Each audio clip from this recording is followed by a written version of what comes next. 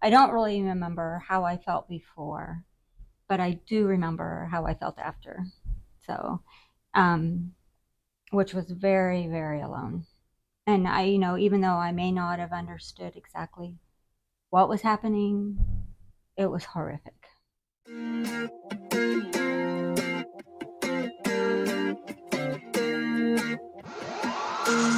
Welcome to the Blind Mom Life podcast. I'm your host, Chelsey Painter Davis, blind wife, mother, and public speaker. I want to invite you to dive deep with my special guests and I as we talk conquering disabilities, cherishing motherhood, and choosing life. Are you ready?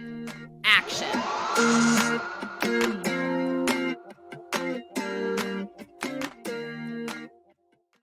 All right, so I want to talk to you about the movie Life Mark. Yes, I've got a mushy, gushy Christian Kirk Cameron film for you today, but just hang in there with me. It's going to be great. So, for those of you who haven't seen it, it is the story of a boy who was adopted as a baby, and when he turns 18, goes on a journey with his best friend and his adoptive parents to meet his birth mother and birth father. He does end up meeting them and they get reunited, and he gets to find out about their lives and about a sister he didn't know he had. But at the end of the film, there's a big twist when his birth mother says, I want to take you somewhere. I want to show you something. And she takes him to an abortion facility where she almost lost him forever. She had planned to have an abortion with him. She hadn't planned to give him up for adoption. She had not only entered the clinic, she had laid down on the table for the abortionist to come in and complete a first trimester suction abortion. And only after hearing the words, "Get up," did she decide that she couldn't go forward with the abortion, saving her son's life and choosing to place him with a family. This is a really tough movie emotionally to just see the pain in that story. But it ends in such a happy way where this boy gets to use his experiences to help others. And so you leave with this feeling of, oh, this is great. This is so happy. This is so beautiful. But for our sisters who have been hurt by abortion, you may not leave feeling the same way. It's so easy for us who have never experienced abortion in our lives to not think about it very often. It's something that happens everywhere else. It doesn't happen to us. It's not something we have to be prepared to deal with. But for the 1 in 4 women who have experienced abortion, our sisters in Christ who have experienced abortion, this movie might not make you feel so good. I learned this a very difficult way when I was on a trip with a friend, and what was supposed to be a lovely day of walking around and sightseeing turned into a day of a lot of pain and tears when she told me that as we were walking down the street, she couldn't stop thinking about throwing herself in front of the cars. I was so confused. I was so caught off guard. I didn't know why she would think such a thing. I was scared. I didn't know what to say. And she told me it was because she couldn't stop thinking about her abortion. I didn't know she'd had an abortion at that time, and I didn't know what to say, but she said, why are you thinking about this? And she said, it's the same time of year. That's all it took to remind her. That's all it took to freshen her pain, was that it was the same time of year. And when we see movies like this that bring up this subject, we have to be aware that our sisters are hurting, even if we might not know which ones they are. And it's always something that I wish, oh, what could I have said? I could have done something different. I could have found resources, hotlines for her, all this kind of things that I was not prepared to do in that moment. Because I didn't expect my friend to say she'd had an abortion. I wasn't prepared for that. I still lived in this bubble where I thought abortion happened somewhere else. Not on our front steps, not on our pews, not on our families. I didn't think that. And now, because of that experience, now I do. And because of friends like Arlene, who are so brave and courageous to share their stories and to use it to help others. I know that I can't just be aware that abortion happens. I have to be ready to receive these women and to respond with truth and empathy and compassion and healing, to give them the words that they need to hear, not the sad ones that I had for my friend in the time she needed it, not the ones where I said, just don't kill yourself, please. And that's all I knew to say. But now I'm ready. I'm ready because of these experiences, because I know that the simplest thing can remind these women of their pain, whether it's a movie like Life Mark or just the time of year. And I'm so excited for you to hear Arlene's story, so maybe you can be brought into this conversation too, and you can be ready to receive our friends and our sisters and help them on their healing journey too. All right, Arlene, thank you so much for coming to share your story on the podcast today. Why don't you start with telling us a little bit about yourself? Okay, well, I was born in Missouri, and then I was almost 2 years old when we moved from Missouri to West Palm Beach, Florida. So that's where I grew up. I was number 9 of 10 kids, so that was a big move. That's a story in itself, but I won't go into that right now. So I grew up in West Palm Beach and got married there. Bob and I have been married almost 45 years. That's amazing. Yeah, we had 3 children. We have 3 children. And then in 1990, we moved to Lakeland. So in Lakeland, we immediately became members of Lakes Church. So we've been at Lakes Church for 34 years. Wow. I guess 34, yeah. And so then my children all got married, and we have 7 grandchildren. Oh, that makes me so happy. It's so awesome to have a lot of grandbabies. Yes. Give me more. So what was it like? You moved so young. You basically just grew up in Florida. I feel like you're a real Floridian at that point. Yeah. What was that like growing up in West Palm Beach? It was good.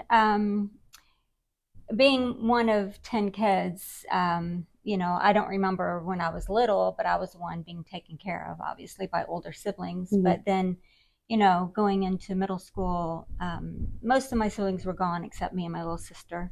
So we ended up, each having our own bedrooms, which nobody else had ever done that. Oh, wow. So I know.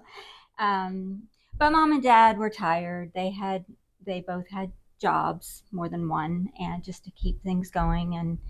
And we're busy. And so I think we were kind of not neglected, but just kind of be on our own more than we should have been.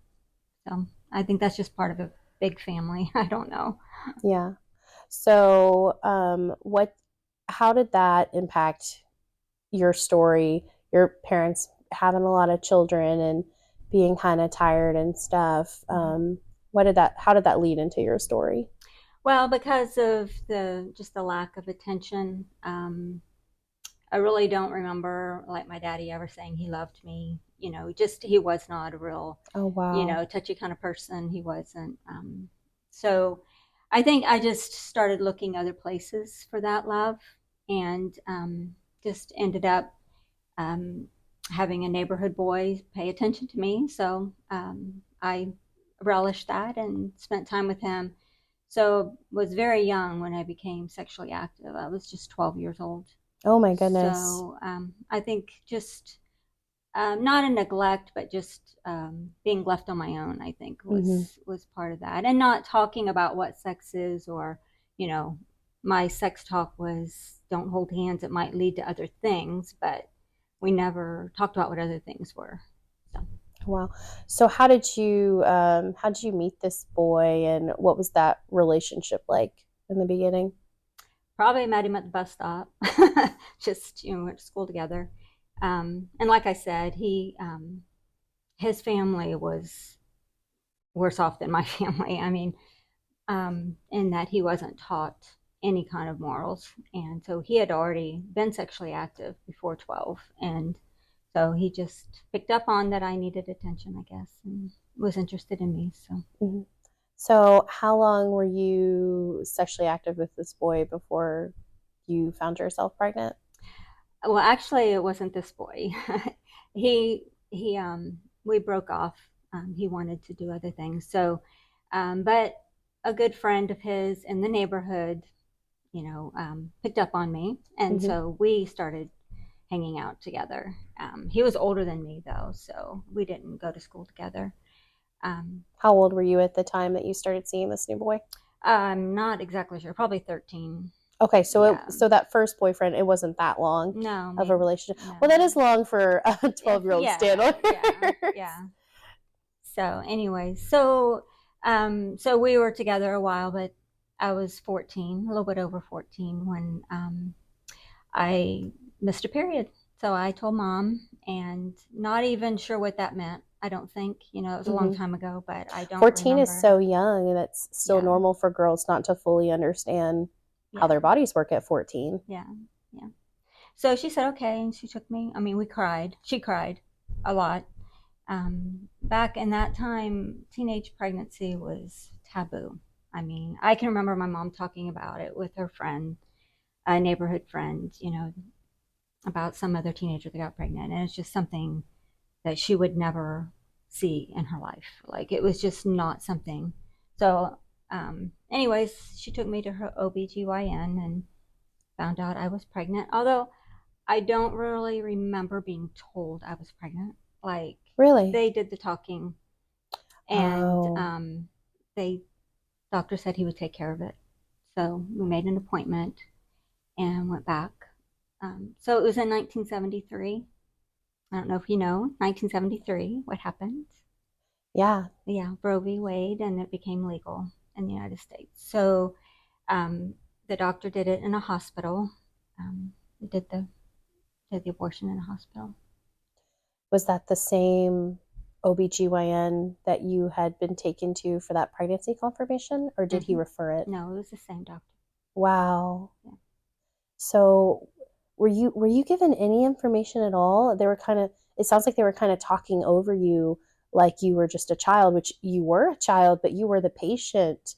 Mm. Did they tell you how far along you were before they scheduled the abortion? Not that I don't remember being told anything, and not being told of any risks. Now, maybe he told my mom, Hmm. I don't know, but I don't remember any conversation. Not even fully realizing I had a baby. I was, Yeah.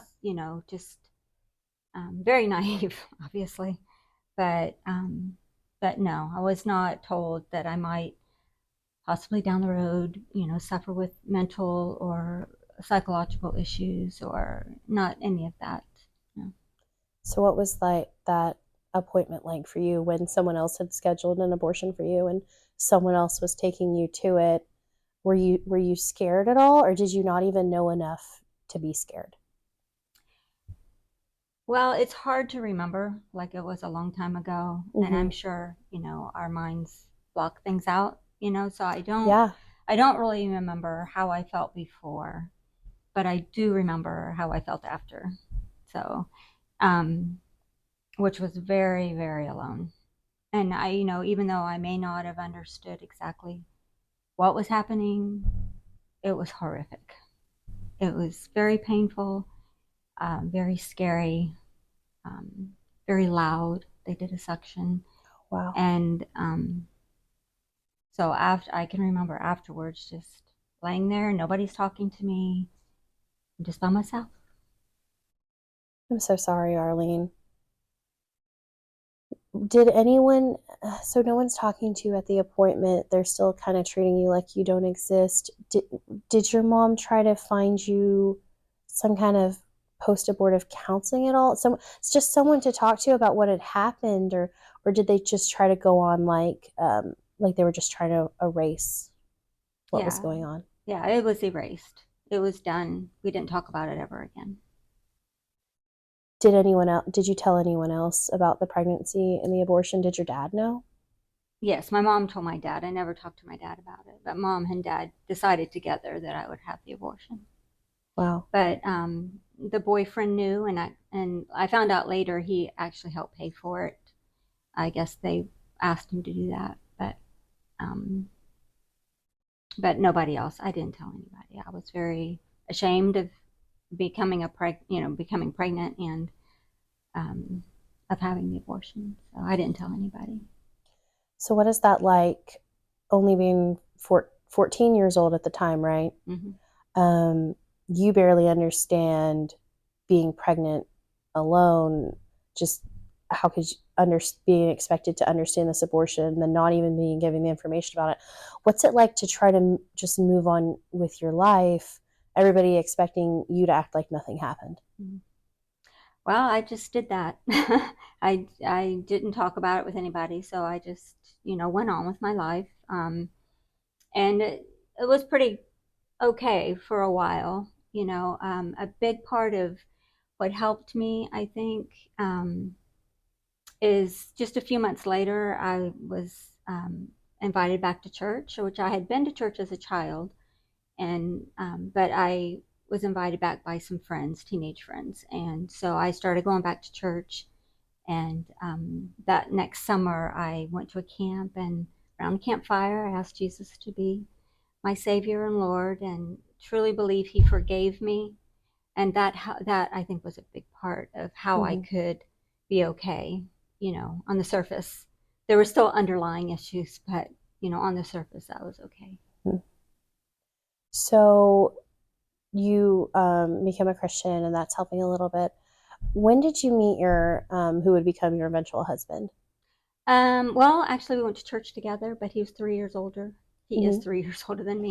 He still is. And so it was after like my first year of college, because a college guy doesn't date high school girls. So my first year of college, we just started seeing each other, group at church, group dating or whatever. And then he asked me out summer between his going off to college, and so that's when we started dating. When things started to get serious between the two of you guys, did you share with him this abortion? Yeah. What did he say? Yeah, well, it was kind of scary how quickly we were getting serious. So I think I actually told him. I don't think he even knows this, but I told him because I kind of wanted it to stop if he wasn't, if he wasn't be okay with it. Like it was getting serious so quickly. Because we were only dated like from summertime to Christmas, and then he asked me to marry him. Yeah. So it happened very quickly. But he was very kind. He's like, he understood, and if I had a child, he thinks he would have accepted that too. But so it was good. He was very kind and gracious. He loved me. So at this point, about how old were you when you got engaged to your soon-to-be husband? I was 18. Okay. So you're still a young lady, and so at that point, so was he the only other person you told besides your parents and your baby's father, or was it still something that you were keeping under the surface? Yeah, pretty much. I hadn't told anybody. Yeah. No. What did you? How long were you able to go with that as a secret? Like, had you had physical symptoms from the abortion when you were 14? Did you start having mental health symptoms? I know those things don't happen in a vacuum. No, no, physically I really didn't suffer. I went on to have 3 normal pregnancies. I didn't have. I know there it can cause problems for future pregnancies and different things, but I never had any physical issues.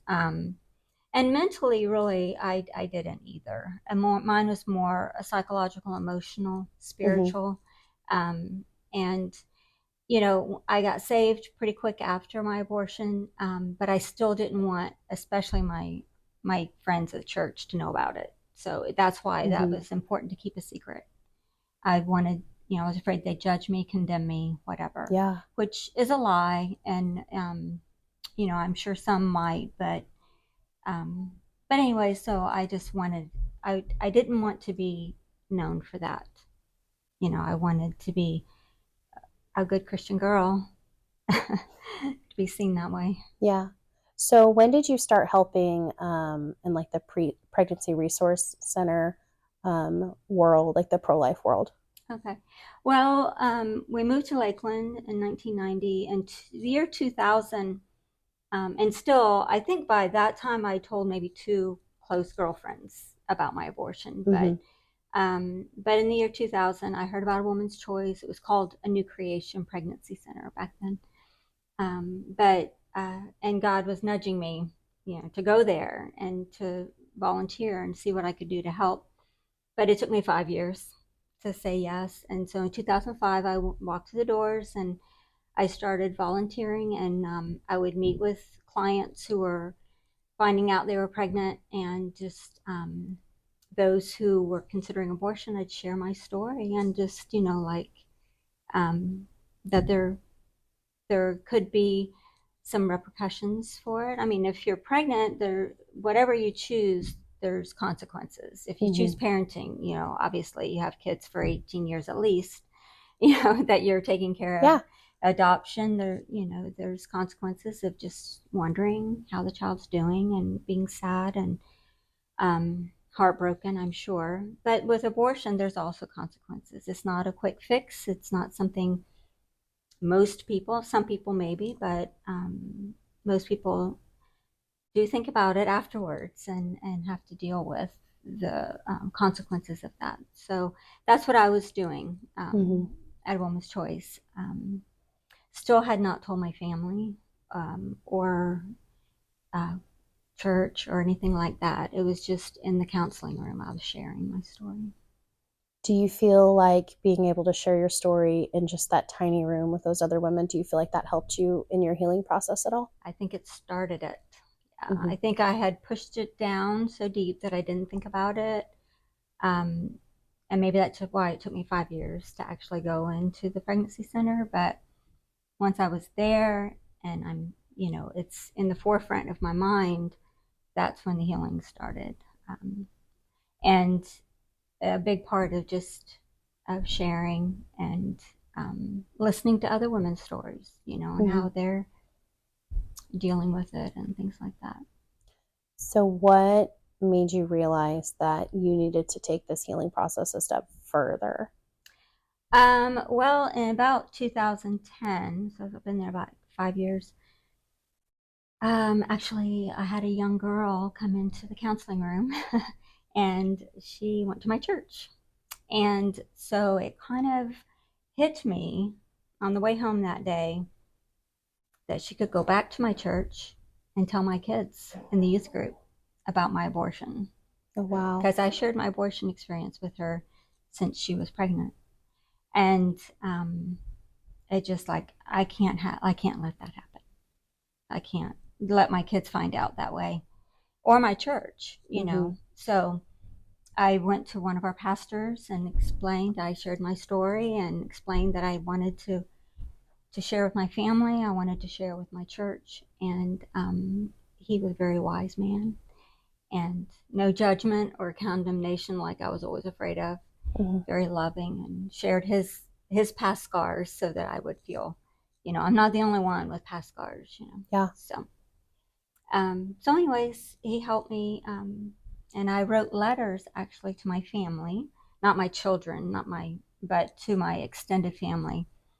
I wrote letters. He recommended that just so that I'm not face to face. And my family was so big, I can't make an appointment with every single one and share. Right. So this way, everyone's learning at the same time. And then they have time to process. I have time to process. And then the next time we see them, if they want to bring it up, they can bring it up. But if they don't, that's fine. So that's how I did it. How did you share with your children? I wanted one at a time. I just different situations with all three, but just individually shared with them. And all of them were very loving and gracious. But there were some tears of realizing they had a sibling they didn't know, and things like that. How is sharing this story and this pain with other people, moving outside of the Pregnancy Resource Center, moving into your church, moving into your own household with your children, how has that helped your healing process? Well, at the same time that I was doing that, I also was asked at the pregnancy center to sit into a Bible study called Forgiven and Set Free. They wanted me to sit in on it so that I could lead it in the future.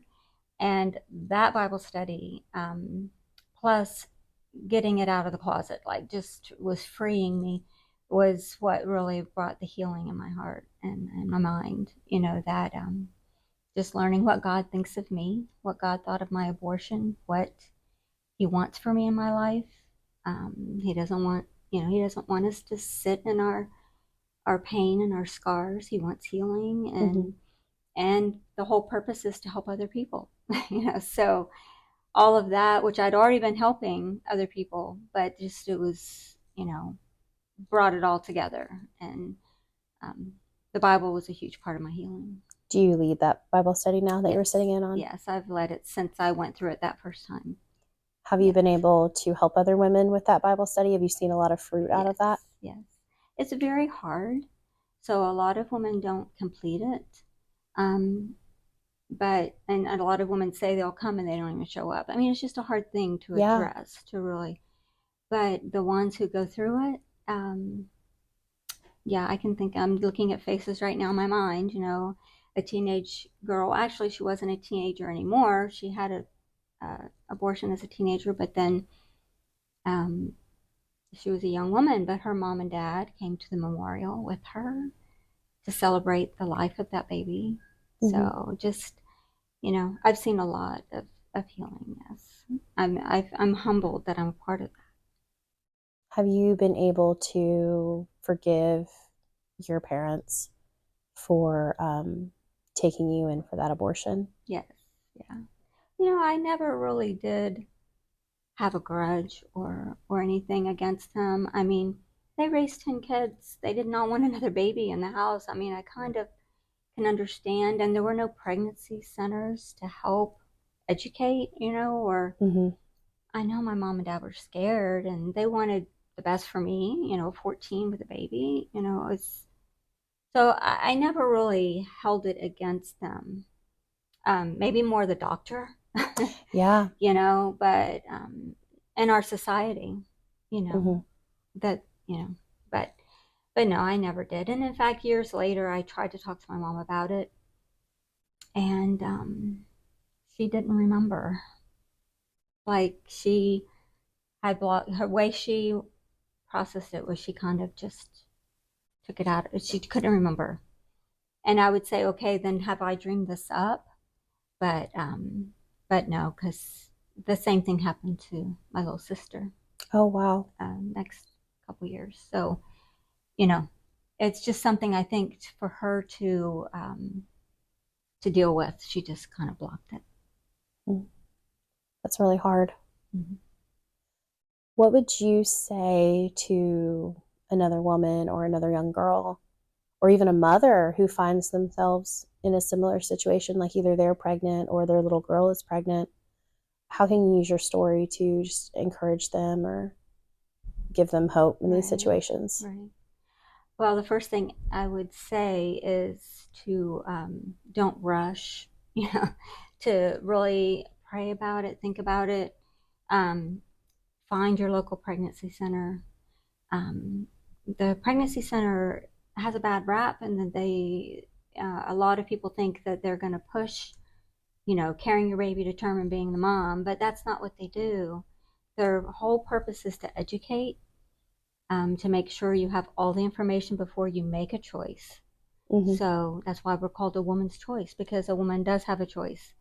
And so it's just a good place to get no condemnation and just get your information, and get somebody to pray for you, to speak life and truth into you, without judgment or, any kind of pushing, of course.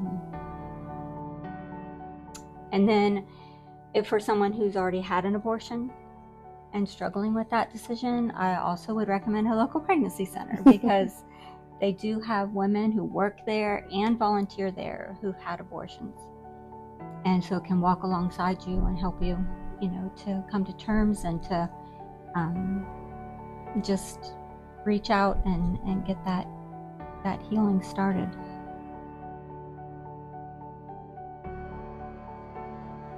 64% of women report feeling coerced or pressured into their abortions.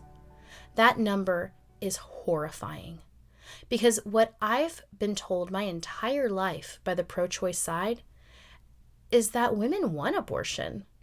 Women need abortion. Women demand abortion, because how else will they succeed without it? How will they start businesses? How will they graduate college? How will they graduate high school? How will women ever rise to the status of men if we don't have the right to kill our own children? But Arlene's story shows just what a lie that always was. Women don't want abortion. Women want their babies. Women want to be mothers. Women want to choose the best lives possible for their children. And I can't imagine the pain of losing a child and then having the knife twist of knowing it's not even what you wanted. But Arlene's story doesn't stop there. It only started there, because Jesus has this amazing ability to take all things and make them new, to transform tragedy into triumph and make all things beautiful. And that's what he's doing with Arlene, using her not only to share with women and warn them against the pain that will follow if they allow abortion into their lives, but taking part in the healing of women who are post-abortive as they find truth in the words of Jesus Christ. If you or anyone you know has been hurt by abortion, I urge you to reach out. There are so many resources available to help you, not just pregnancy resource centers, but online resources as well. And I just want you to know that all of us in the pro-life movement, we see you. We see your pain. We haven't forgotten you. And when you're ready, we want to help you find healing. All right, it's time for the fun part of the podcast. Ask me anything. So the first question I have for you guys today is, have you ever considered getting a guide dog? And actually I did for a brief amount of time. I traveled up to Leaders Dogs for the Blind in Michigan, and I took a week-long orientation and mobility class. And at the end of that training, I got to practice with their fake guide dog, Juno, and that went so well that they let me practice with an actual live yellow lab named Lucy, who was getting ready to graduate. And I was impressed. Oh my goodness. Not only was she adorably cute and fun and the sweetest little angel ever, she was so incredibly helpful. She did for me basically everything my cane could do, plus some. Not only could she help me with sidewalk travel and help me identify curbs so I could pause to listen for traffic before I proceeded onto the next sidewalk, she was able to do things that my cane couldn't do, like find a door without me randomly smacking my cane around until I got to one. And she could even find a chair, an empty chair for me to sit in, which is always a problem when I run into a room and I'm like, okay, like a waiting room, where do I sit? Where do I go? And usually that just leads to this big awkward announcement of me saying like, hey, I'm blind. Where can I not sit on a person? And it just always makes me feel so weird. But that's the best I can do with my cane. But oh my goodness, to have a guide dog. And it was so tempting. It was so tempting because she was so precious. But I just had to think it through, because not only are these guide dogs beautiful blessings when they come into your home, they come in with a lot of responsibility. So you're going to have your standard care just for a normal dog, like vet visits, grooming, making sure that they're walked frequently and played with and loved on. And that's a lot just on a person in general, but also you have to maintain the training. So when I asked Leader Dogs for the Blind at the time how much money went into graduating a guide dog, it was $70,000. That is a lot of money. That is a lot of time. That is a lot of care and a lot of resources that has gone into this dog, making sure it is at the top of its training so it can serve you as a blind person. And so I knew that if I applied for a guide dog and was granted one and took that guide dog home, I had to use it. It was not okay to just have it for a few months, think it was cute, and then get out of the habit of taking the dog on a walk every day, playing with the dog, and making sure that I maintain the training commands. And here's the thing. Not only do you have to maintain the training, you have to maintain the loyalty bond. So it wouldn't have been okay if I said, hey, Austin, I'm so tired today. Can you just feed the dog today? Can you just bathe the dog? Can you just take the dog on the walk? Can you just make her practice outside with the curb identification and give her treats? Because then all of a sudden the guide dog's loyalty would switch and it would now be Austin's dog. And when I need a command fulfilled, it would be kind of iffy if she would do it or not. Because why does she need to do commands for me to get treats if she just knows that Austin's going to give her treats later? And then that would even further complicate. I knew me and Austin wanted to have children eventually at that time. And we ended up having 2 kids. And that would be really hard for me to keep this barrier of loyalty between the dog and my children, because when you're a kid and you see a dog, you just want to love on it. You're not thinking about all the implications of the training that must be maintained for that guide dog to be excellent at service. And that was just a lot that I was worried I couldn't live up to. So I decided that I was just going to keep my cane, and that was going to be how I handled my transportation, especially since I didn't have a day job that I needed to get transported to, that I needed to walk to. It didn't make sense for me to get a guide dog when I was only going to class 2 days a week, and I had structured my schedule that way in college. So the other days I was just at home. I wouldn't actually be using the guide dog. So it just didn't make sense for that amount of resources to go into me, a blind person who wouldn't really use it to its max capacity. So I decided to leave the guide dog for another blind person who would actually use it. The next question I have for you is, how do you read books to your kids? And this one kind of makes me a little sad. So when I was getting prepared for college, when I was in vocational rehabilitation services through the Department of Visual Services through the state of Oklahoma, they offered me Braille classes through Hadley. Hadley is kind of an online, like, teleeducation where you can learn Braille through the mail. And I started out at first, it's hard. It's like, okay, it's not like a little hard. Like, it's really hard. It is difficult. It's not something where you're just like, oh, I feel 2 dots. Oh, I read Braille. No, it takes time. It takes dedication, just like learning anything. And I felt like I had a lot going on at the time. Now I realize it was really just a lot emotionally that made my work all feel so difficult, newly being blind. And so I wasn't keeping up very well with my Braille. And I started to just ask myself, I'm like, why am I learning Braille? Like, what am I doing this for? Like, I never use it in real life. Like, if I want to talk to my blind friends, I'm not going to make them a Braille letter. Like, I'm just going to send them a text, or I'm going to give them a call. I didn't really understand what I was doing that for. And then even when it came to labeling things, they make audible labelers. So like a pen friend is an example of that. You can scan the ID tag sticker that you've placed on like a DVD, and it'll say like, The Hunger Games, Catching Fire, out loud to you. So I didn't really need Braille for that either. So I was just kind of a little perplexed why I needed it. And then eventually I ended up meeting my friend from the podcast season 1, episode 1, Randy Jones.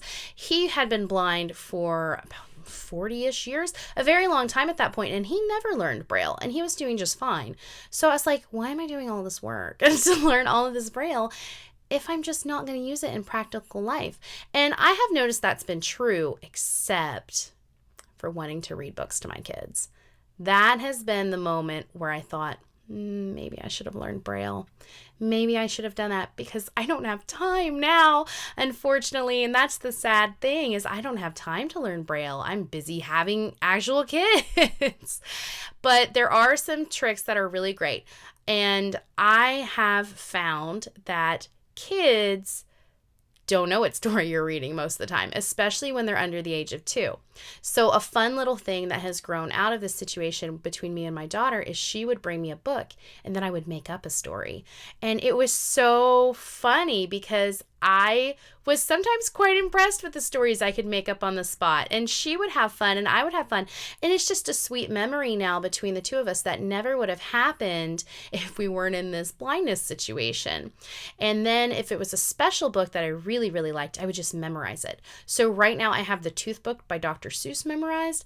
I learned a little bit of The Pout Pout Fish. I really need to get that one 100% memorized, because the way that it is phrased is very critical to how beautiful that book sounds.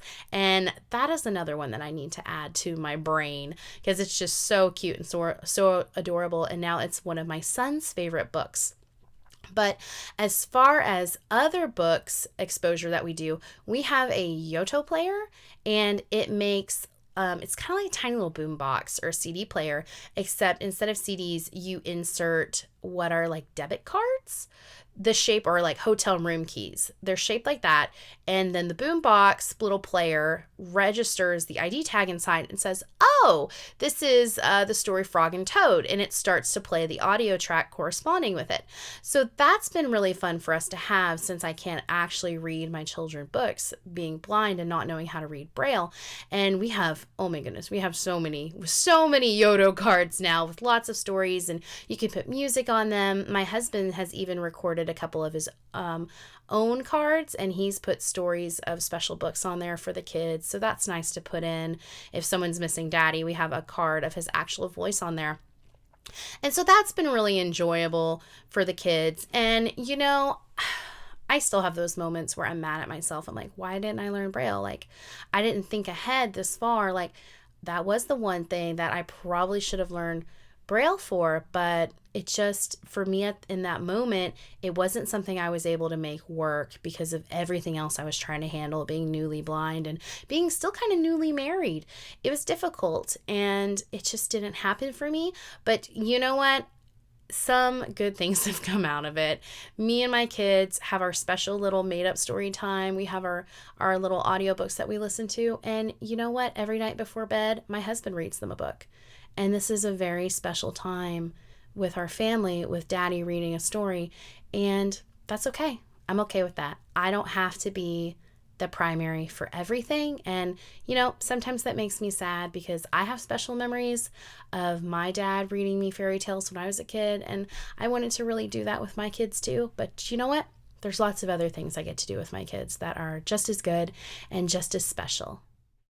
If you want to see more content from me, you can follow me on Facebook, X, Instagram, YouTube, or you can check me out on my website, chelseapainterdavis.com. That is a great place to sign up for my email list, submit questions for Ask Me Anything, or recommend a friend for the podcast. Do you know someone with an inspiring story? I would love to hear about it. Also, if you like what I do and you want me to come share at one of your events, you can click on the Book Now tab of the website and you can fill out a speaking request. I would love to connect with you. Thank you so much for hanging around through the end of the episode. I hope today that we have shown you that all life is worth living. Just like in the book of Esther, where God paints a beautiful portrait from the background, God is painting a beautiful portrait with your life, and we can learn so much from each other if we only share our stories. Whenever it feels like the darkness is pressing in, just remember the words of Jesus Christ in John chapter 9. As long as I am in the world, I am the light.